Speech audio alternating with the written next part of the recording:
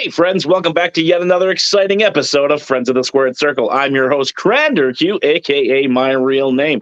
Now, as you can see, we have our new friend, Jeremy, with us today, and we are excited to dive into his wrestling fandom as well as this book that I found on social media.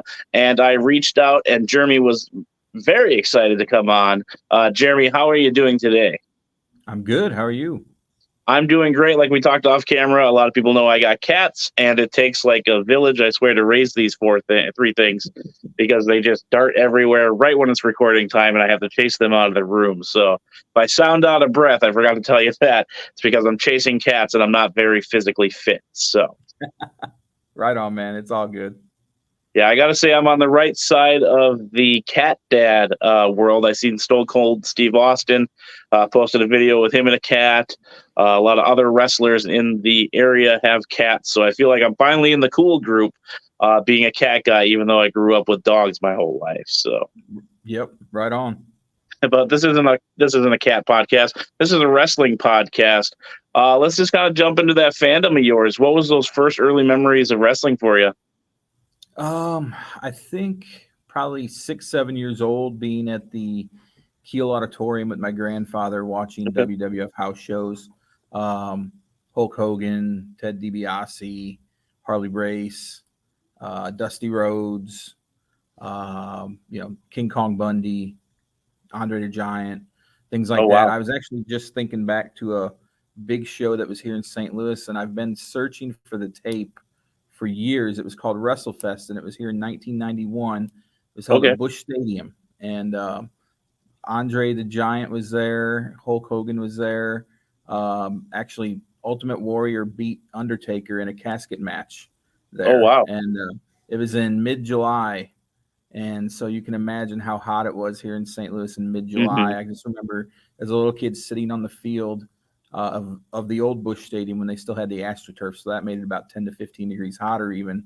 And I just remember I really enjoyed that show. It was my first time ever being on a large sports field stadium.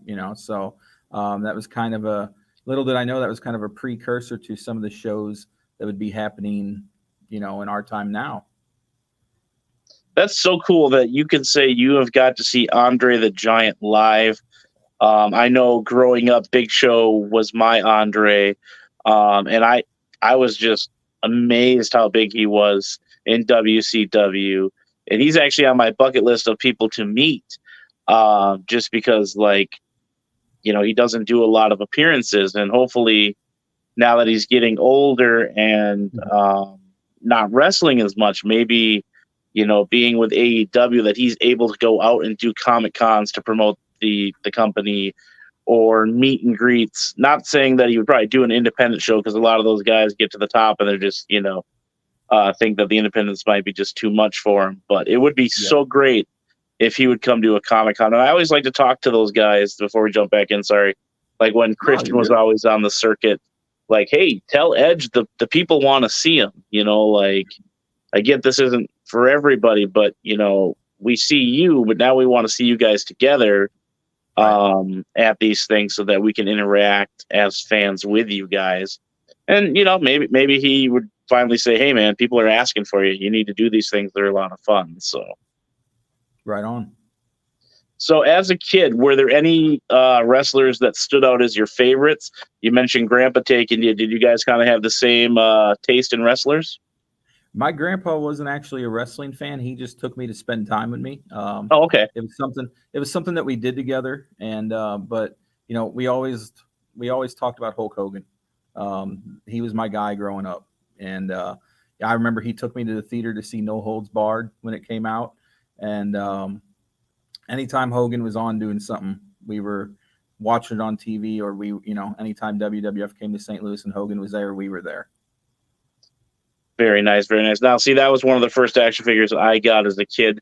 My uncle kind of introduced me to it, and then I just found out it through video games. They just kind of gave me a quick, here it is, but they didn't tell me what it was. With Hulk Hogan now, how did you feel when he kind of got into that heel persona in the NWO? Did I'm you sorry, I prefer missed your more in? question there, man. Oh, sorry. Did you prefer more in the red and gold, or did you prefer the NWO? What were your feelings on when he kind of went heel there? Um, I was probably more of a fan of the red and yellow, red and gold. Yeah, I liked him as a heel. Don't get me wrong. I thought it was very Hmm. creative and different. And after years later, when I got to talk to Eric Bischoff about it, learning that it was supposed to be Sting, and Hogan basically came to Eric and said, "I want to do Hmm. this." It's pretty interesting to hear that story. So, I did enjoy it for a while. I think it wore out pretty quickly though, with the NWO, evolving as much as it did. It just kind of wore on me. So, and then when, obviously when he came back to the WWE and had the match with The Rock at WrestleMania, Hmm. that kind of reinvigorated my interest and fandom for him. Yeah, I was a huge Hollywood Hogan fan. I love the NWO. Like you said, it kind of wore out just because everybody kept joining, and then they kept re-spinning it. The Mhm. NWO 2000, NWO Silver. I wasn't a Right. fan of the Wolfpack. I'm one of the few that didn't like that incarnation, and then somehow I think Hogan got in there too. It just was muddled down, and at that time I think Right. I was getting more into football and Madden and Mhm. stuff like that. But was there any key moments that kind of stood out in that childhood era that really sucked you in as a fan? Man, I would say WrestleMania 3, getting to watch that. I remember, I remember the day it was happening, and they were showing it on what at the time they called it closed circuit television. They actually, I think, were selling tickets for the Kiel Auditorium or the arena, and fans could go watch. We didn't do that, so I had to wait to see it until the video cassette came out. And I remember my dad brought it home one Saturday morning, and it was a double tape, which was kind of rare back then. You never saw Hmm. those. Um, and I just watched it over and over, So that was one. And then I'd say probably getting to see, you know, Hogan in person at a show. And, uh, probably my first wrestling show will always be a memory. I still got the ticket stubs from it. Um, Very nice. I couldn't tell you who else was on the card other than Hogan, to be honest. I think Paul Orndorff was on the card too. So, yeah. So I'd say those are two memories I always think about. Very nice. Yeah, I didn't get to see a lot of it live until I was probably in like my teens, and getting to meet Baron von Raschke at some local gym. He put the claw thing on me. I was freaked out. Still don't like a lot of people touching me. It's a thing, but Right. that was the first big name that I remember ever getting to meet. And then I know you're new to Friends of the Squared Circle, but I got to meet him um, again at a local high school in St. Paul. And I got to open the door for him, tell him the story, and he just kind of chuckled at me. So it's kind of cool to have that moment as a child and as an adult. Super jealous again that, I mean, getting to see Hulk Hogan wrestle live. I know he has said some things. We try to focus on just the characters and not get into that, because at the end of the day, a lot of people, ruin your perception of him. Honky Sure. Tonk was one of those guys that I thought, was you know, a big name, and then you see him just interacting with people, and just the way he was just disappointed me. But then I was able Right. to meet him again in Chicago, and it changed my perspective of that interaction because of how nice he was to me. So, Yeah. Yeah. so this is a chance I've for you to brag. Have you been able to get up and close and personal with any wrestlers, any meet and yes. greets? Brag away, name drop. This is what it's all about. You So are the star of the show. So, so I do a lot of interviews with WWE superstars, and over the years, well, I shoot photos of all the WWE shows that come to St. Louis. So like Monday night when Raw's here, oh, I'll okay, be there shooting photos, and I also travel to the big shows like Royal Rumble, WrestleMania, and shoot photos there as well. So I very get in nice. for with a media pass, and usually with that we get to interview several different superstars. This past couple weeks, I've interviewed Nia Jax and Okay, Drew McIntyre. I've interviewed Drew several times, and actually, a funny story about Drew. Several years ago, when he was first in WWE, there was a Backlash pay-per-view here in St. Louis. This is probably 2010, 11, something like that. And there's a little bar down the street from Enterprise Center where the wrestlers would sometimes go to eat. And the hotel that they stayed at is right connected to it. So we would hang out there and meet some of the wrestlers. You know, I met Mean Gene, Rikishi, the Bellas. My friend almost got arrested for touching one of the Bellas as they walked past him. He got so excited he grabbed her arm, and security just mobbed him. It was hilarious. Sid Vicious. Oh gosh, there's Kane's rolled through there. John Cena's rolled through there. But you know, getting to interview these guys, what I was talking about with Drew, he was just eating dinner after a pay-per-view, and my wife's not a wrestling fan at all. She saw him and she's like, he's got the greatest accent. I just want to talk to him. Literally just went up to his table and sat down and started talking to him. And he talked to her for 15, 20 minutes. And I ran into him again at during WrestleMania 33. This was before he came back. He was actually in the crowd for the NXT show, WrestleMania weekend. And I ran into him again there, took a photo with him, told him the story. And then I interviewed him a couple years later, and I just interviewed him again last week. So Drew's one of the guys that I really enjoy talking to. He's just a great person. He's humble. He's down to earth. He's just one of those guys that you could have a conversation with. And, you know, it's not even like you're talking to a WWE superstar. So I really enjoyed talking to him. I've interviewed LA Knight, who was also very nice to talk to. Let's see who else. Shayna Baszler, Ricochet, Gunther, Otis, Chad Gable. Let's see who else. The coach, John Coachman, who was fun. He's a big Kansas City Chiefs fan, so we have a lot in common. Let's see, man. There's been so many over the years. I've been very lucky and fortunate to get to talk to some of them. Charlotte Flair, Kofi Kingston, Xavier Woods. Let's see. Dominic Mysterio. Oh, that had been fun. Yeah. He's an interesting cat, man. He's fun. Let's see. I'm trying to think if there's any other ones that I've missed. I'm sure there are. EC3. Let's see. Jericho. Jericho was actually when he was with Fozzy. I ran into him at a Fozzy show I was shooting, and he was very cool. So yeah, I mean, I can't say a whole lot. You know, all my experiences with the superstars have been great. I can't say a bad word about any of them. You know, they're always gracious with their time. They, you know, always seem to answer the questions honestly. They're fun.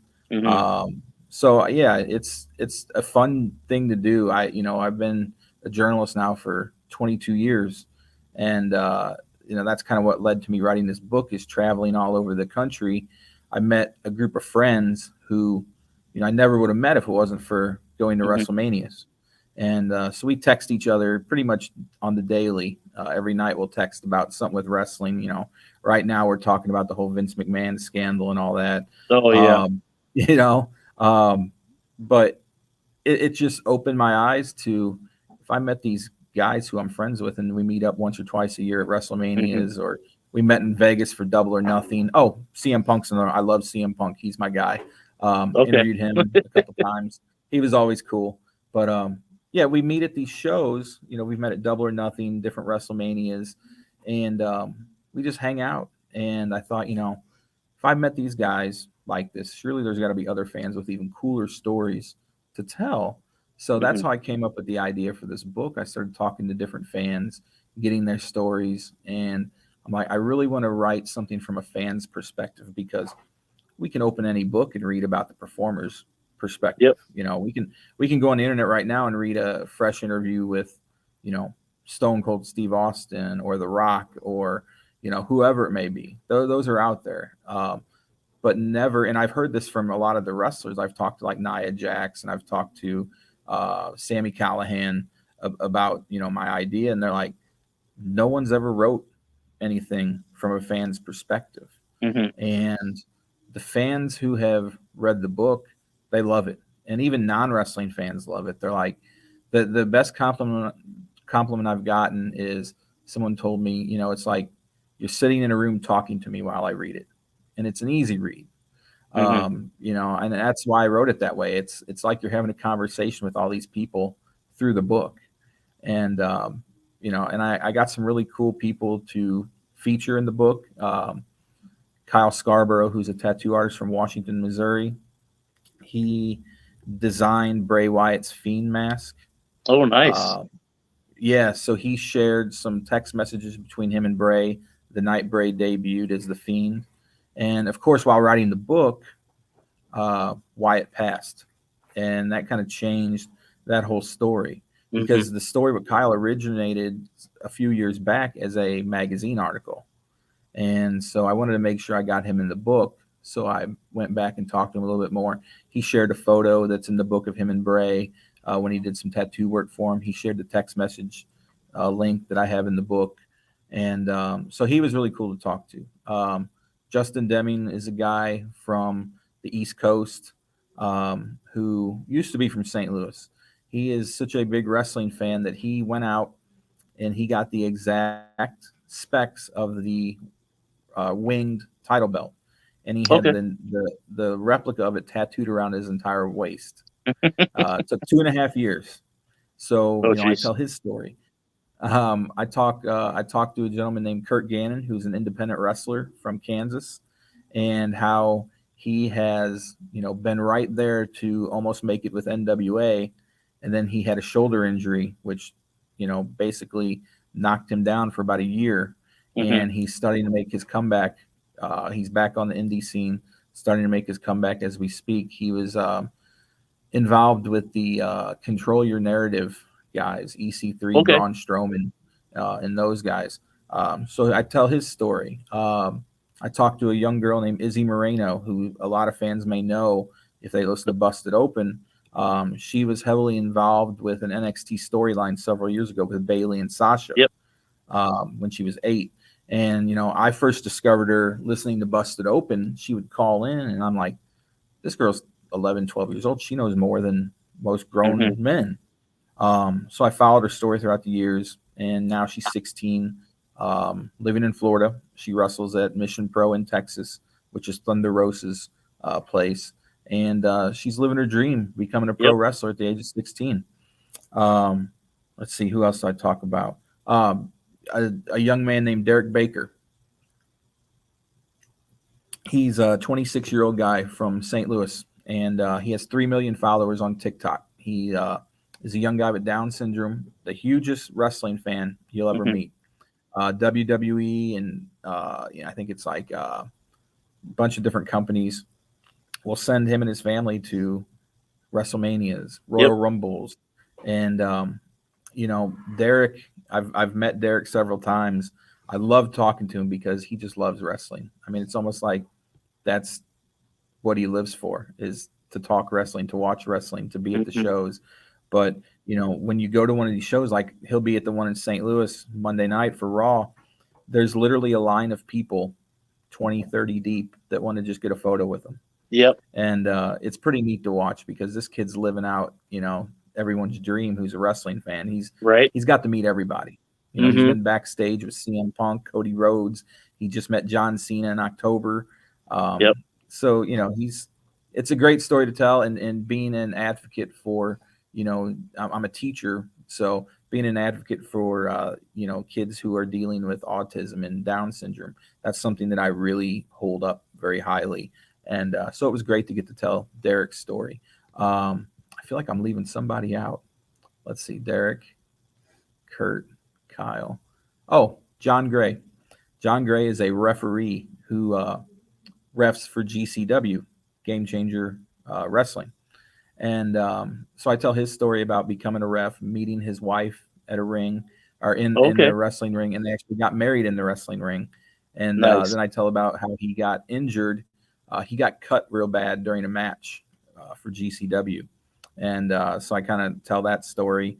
So, yeah, I mean, everyone has their own interesting story to tell. And it's been really awesome to get to talk to everybody and tell these stories about, fans who are passionate and just love pro wrestling and what it's meant to them and how it's changed their lives.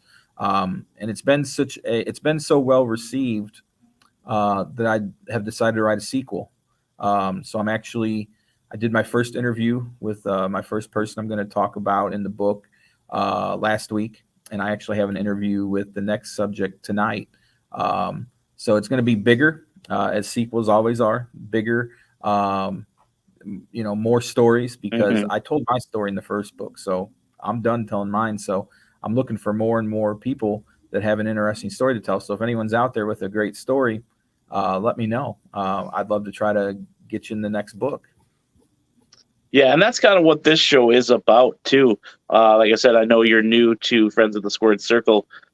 Is giving the fans a chance to tell their story. A lot of my friends will always say, "You need to get wrestlers on. You need to get this on. You need to do this." It's like, no, that's not what my shtick is. Like I want the people to come on and tell their stories, how they love pro wrestling, because, like you said, you've met an amazing core group of friends who you see only so many times a year, but you're constantly talking. Like, this is me and my friend Chad, who is out of New York, now lives in Florida because he hates the snow. He's a wuss. No, just kidding. But like, I met him through social media, and we talk almost every day for the last 6 years. We finally met down at WrestleMania or WrestleCon down in Tampa. And it's just so weird how I've met, like you said, some of my closest friends just through wrestling, because we have this passion. And, I go to local shows. People know me because I used to be the sign guy, be the sarcastic one holding up a sign every time. Now I'm the little podcast guy that goes to shows, and, I'm slinging my merch, throwing my stickers out to anybody that'll listen. And the stories that I also get to hear are amazing. For instance, like Nick, talking about how PTSD is incorporated into his character, and the story that he told me, as well as, Richie Jewell with autism, bringing awareness to autism in wrestling. And then, a buddy of mine from the UK, with his struggles with, overcoming disability in wrestling. So it's just so interesting, the stories that I was fortunate to hear, just like you are. And it makes a whole new perspective of why you love pro wrestling. It's not just, hate throwing the fake word around, but it's more than just that to people. It's an outlet. It's a thing for people to come together. We can hate the same wrestler. We can like different wrestlers, but we're always changing. We're not going to continue to fight back and forth, because there's going to be that commonality somewhere in there, so. Yes, absolutely. Yeah. And it's giving me, the goosebumps here, because I get to hear those stories. I'm fortunate to help tell those stories. Now, you wrote a book. I have a silly little podcast, but it just makes me appreciate what I get to do for fun even more, because never in my life did I think that I would connect with people on a different level than just pro wrestling. And same with my collectibles, to bring that show into it real quick, is that the one guy wasn't very good at reading, but then he got into X-Men and collecting X-Men because he was able to read the comic books, and that helped him overcome his reading disability.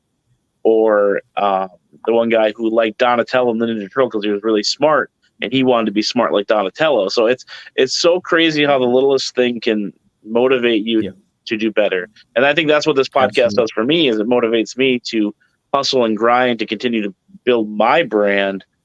This was only supposed to be a bi-monthly show, and now it's every week. And I got people reaching out left and right to come on. And it's just like, I'm one guy. Like, I'm sorry if I don't get back to you right away. I'm trying to plan this out while the wife is working, so that way I'm not interfering with that part of my life. And she's all like, "Hey, you should do this." And then she's buying stuff for my vendor table when we're out shopping. It's so crazy. So yeah. Well, let's plug that book real quick. Where can people find it? How can they get it? Some social media's in there. We're not going to wrap up yet, obviously, but I want to make sure we plug that book as much as possible so people can read those stories. Let me see if I have a copy laying around I can put on camera here real quick. While you're looking for that, anybody who There you is go. interested, there it is. There we go. We don't got to do any plugs here. Perfect. So you can get it on Amazon. That's the best place to get it. It's $11 on Amazon, or you can go to barnesandnoble.com and get it there. If you're local to St. Louis, I will be at a big Legends convention in May that Herb Simmons is putting on, selling the book there. I'll be there Friday and Saturday.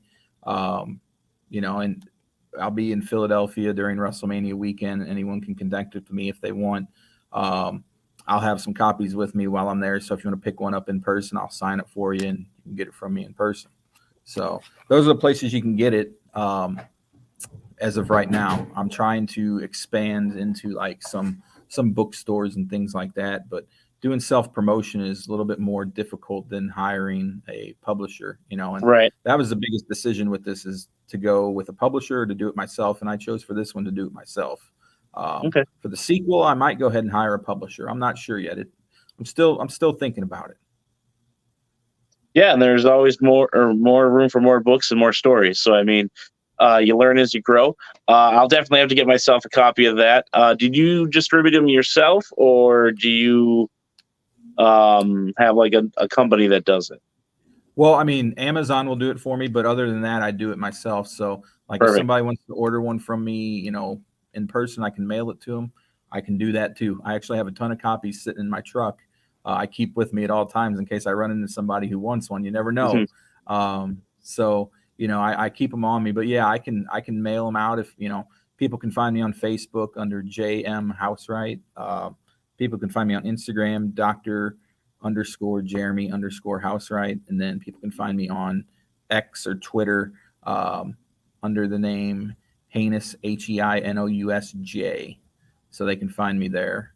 So those are the three places to connect with me. Or I'm the editor of a website called ReviewSTL.com, where people can also hook up with me if they need to. So yeah, Amazon's the easiest, but if somebody wants a signed copy or something like that, they can find me and I'll take care of them. Perfect, because that's one thing I do collect is signed biographies. Right as this is airing, I should be in Turtle Lake meeting Bret Hart. So I'm hoping to get a book by then. They're extremely hard to get because they're like super expensive. So I might just get the sticker signed, slap it in the book. It's going to come from me, but I definitely need an autographed copy of that. We're going to plug that on our social media as well, folks. I'm going to get that up today, which come out before this episode. Let's get some traction behind it. I know we're still small, but that's one thing we like to do is broadcast our friends. We've been focusing mostly on the questions because the bookings that people were looking for are starting to die down. They're starting to get their stuff. So now we can focus back on putting our friends front and forward. So, and then if you have any other links for me, we'll get those sent to each other. Then we can broadcast that as well. Right on. Now, as a fan today, is there any company that holds allegiance, or are you just pro wrestling in general? A lot of people like to be an AEW stance, WWE stance. Myself, I'm more indies. But is there a company that you latch on to more than others? I'll be honest, I'm a WWE fan. Okay, nothing wrong with that. No. I enjoy the product. I do follow AEW. I've been to several AEW shows. But I just feel like right now WWE is the more enjoyable product for myself. I also follow some indie stuff. TNA. I follow NWA, MLW a little bit, and then some of the indie guys around St. Louis. I do kind of keep track of a little bit, but there's so much. It's you almost have to dedicate your entire life to it if you want to follow all of it. And I just with a job and my wife and my dog, I just and I'm a huge sports fan in general. So if I'm not watching the Chiefs, I'm like, I was supposed to be at the Royal Rumble last weekend, and I had press credentials lined up, interviews lined up, and then the Chiefs kept going, and I'm like, I'm not missing that game Sunday. With my luck, I'll try to fly home Sunday morning. My flight will get canceled. I haven't missed a Chiefs game on TV or in person in probably 20 years. So I've been to one of the Super Bowls, and very nice. Like, I'm not missing the Chiefs game for the Rumble. So I watched it from home, and but yeah, I try to follow as much as possible. Because I also, being an author now of a book, I try to keep as educated on the sport as possible. Right. I try to keep track of the new and hot upcoming wrestlers and stuff like that. Some of the new storylines going on. So it's difficult, but I try to keep myself as well educated as possible. Makes sense. Now I am going to take a cheap shot at you here. I did notice the logo halfway through the episode. I'm like, I have a Chiefs fan on. He just beat my Ravens, and now I got to make a joke, but I can't because Patty Mahomes, Travis Kelce, like legit. I mean, I can't complain. Thought we were going to go into that one with a little bit more swagger, but we did not. But yeah, I was going to make a cheap shot, but you can't argue with greatness. Unfortunately, Randy's going to complain. My buddy, he's a huge 49ers fan, is going to be like, oh, you're congratulating the Chiefs. I'm like, well, I have to because I have to make sure my guest comes back on for another episode. But, you mentioned the Ravens. I will say this about the Ravens, over the last 6 years that we've been in the AFC title game and played all these games and Super Bowls, this Ravens game was the most stressful game for me. I worried about it. I wanted it. I wanted the Ravens. I said it all season. I said, I want to play I'm the type of guy I want to play the best team. Right. I don't care how good they are. I want to play them. And I said, I want the Ravens in Baltimore to prove to everyone that Mahomes can go anywhere and beat anybody, and it happened. But I tell you what, that whole week, I was a ball of stress. And that game, I usually go hang out at a bar that I helped found a fan club for here in St. Louis. We have about 200 or 300 Chiefs fans that show up every week. I stayed at home. I told my wife to go to her parents' house, and she went and hung out with them. I watched it by myself because I didn't want to be around anybody.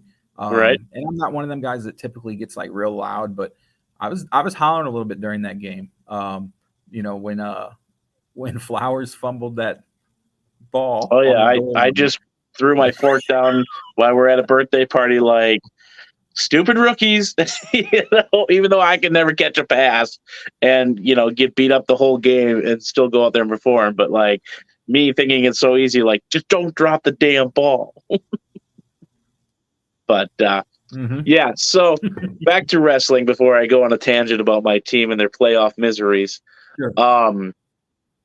Out of all the wrestlers that you've kind of met, is there one interview that stands out with being above the rest? This is kind of that hot seat question. Is there anyone that just blew away your expectations, that just kind of was like, holy cow, that was amazing? Or if you got starstruck, we can add that into there. Okay. So I will tell you he's not a wrestler per se, but Eric Bischoff. Okay. I've worked with Eric, I think 2 or 3 times.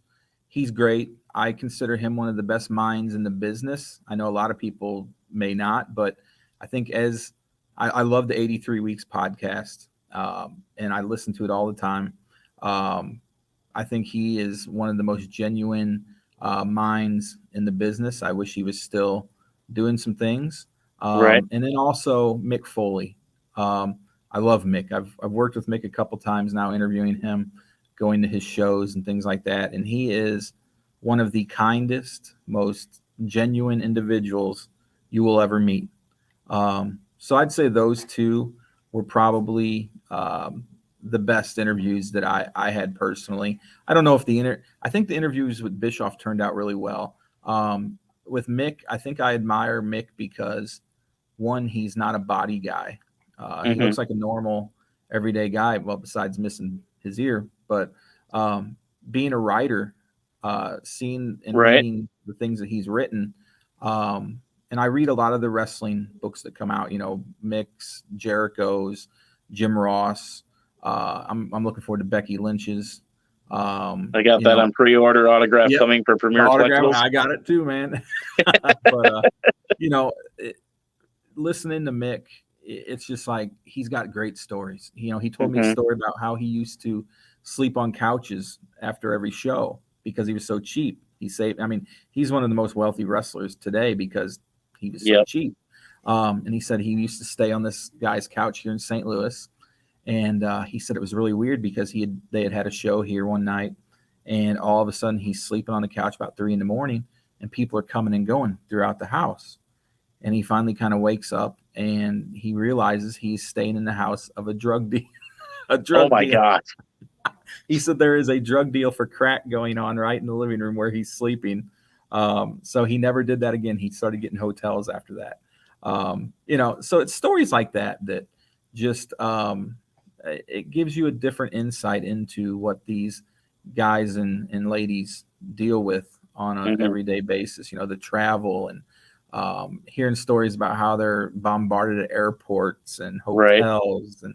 And, I feel bad for them because, they deserve to have their private time. I think it was Rhea Ripley had an incident where she kind of went off on some fans at an airport. I think Rey Mysterio too.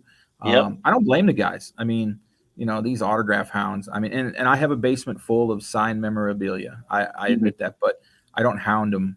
I either do meet and greets or, after an interview, I might ask them if they'll, be willing to sign something, and if they say no, I'm not worried about it. I'll pay for it. And honestly, I'd value a photo with them more than anything. The autograph. Exactly. Yes. Because those are forever. Those will get ruined. Those will get stolen. Yeah, I totally agree with you there. Yep. So one of my walls is all photos that I've taken over the years, Mean Gene and Rikishi and Hogan and CM Punk and Kenny Omega. Everyone I've met, I try to take a photo with and I put them on my wall. It's called my Wall of Fame.